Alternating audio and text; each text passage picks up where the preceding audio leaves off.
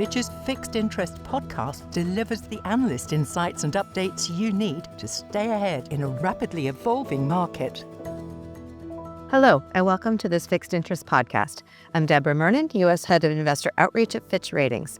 I'm joined by Carla Taylor, Fitch's Head of Research for Global Corporates, and Emmanuel Bu, our Head of Global Analytical Research.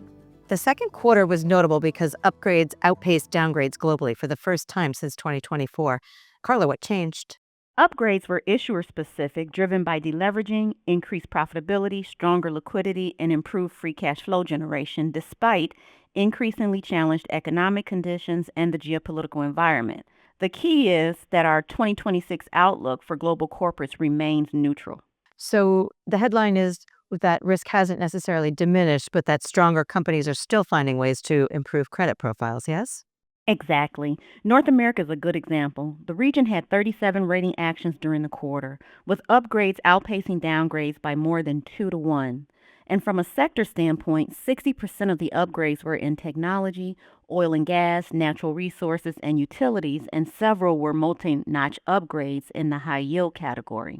Emmanuel, was the pattern similar outside North America? Broadly, I would say yes.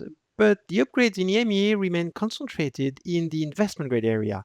The negative actions continue to be prevalent in speculative grade. In APAC, the skew was even more positive. There were 14 upgrades and only 4 downgrades. But the outlook data still signals some caution, yes? Yes, that's correct. And globally, 12% of ratings carry a negative outlook and 7% carry a positive outlook. This means that the recent positive rating momentum is encouraging, but also that downside risk has not gone away, especially at the lower end of the rating spectrum. APAC and EMEA still have the highest proportions of negative outlooks, while Latin America is the only region with a positive net outlook balance. The message for investors is differentiation. It means that stronger issuers continue to improve, but that the lower rated companies with refinancing needs or, say, weaker earnings visibility remain vulnerable in this adverse environment. Got it. Okay, let's shift from recent rating activity to the forward-looking sector forecasts. Carla, Fitch has lowered some macroeconomic growth expectations, raised inflation assumptions, and incorporated ongoing geopolitical uncertainty. But corporate credit metrics still look fairly resilient. What's supporting our view?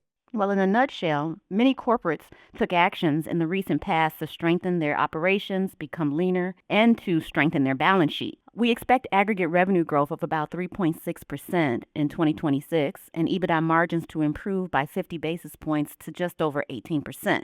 However, the forecast data shows corporates in some geographies and some sectors, such as those in the GCC and home building, they remain vulnerable to softer macroeconomic conditions and the current geopolitical landscape. Okay. Where are the forecasts strongest on a regional basis? Our forecasts for North America are strongest in terms of revenue growth and free cash flow margins. We forecast revenue growth of more than 4% this year, largely due to technology and aerospace and defense. But there are weak spots. U.S. home building is under pressure from elevated mortgage rates and cautious consumers. And consumer-exposed sectors like food and beverage, retail, autos are susceptible to margin pressures if inflation continues to weigh on real incomes. Got it. Emmanuel, EMEA looks like the slowest growing region in the forecast. Does that automatically mean more credit stress? Well, I'd say not necessarily. EMEA revenue growth is forecast at about 1.5% in 2026. That's the slowest among the major regions, and that reflects the weaker Eurozone and UK growth. That also reflects persistent inflation, energy-related pressures.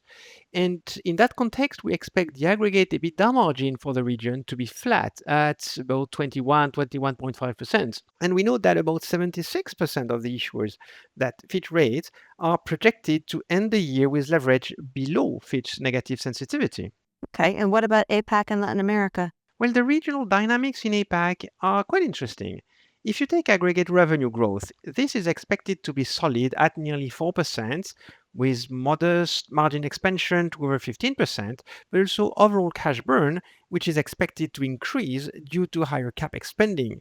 And there's also a huge divergence in revenue growth across sectors. If we take home builders revenue, this is expected to continue to sustain double-digit declines, and at the same time, the technology sector should be a powerful offset due to semiconductors and also AI-related investments. Latin America stands out on top in terms of revenue growth and profitability, as both are the highest among the regions. Fitch forecasts revenue growth of 5.3% in 2026, supported by commodity-related sectors like oil and gas, and an aggregate EBITDA margin of 22.4%. Free cash flow, however, is the weakest, and liquidity risk remains high in Latin America.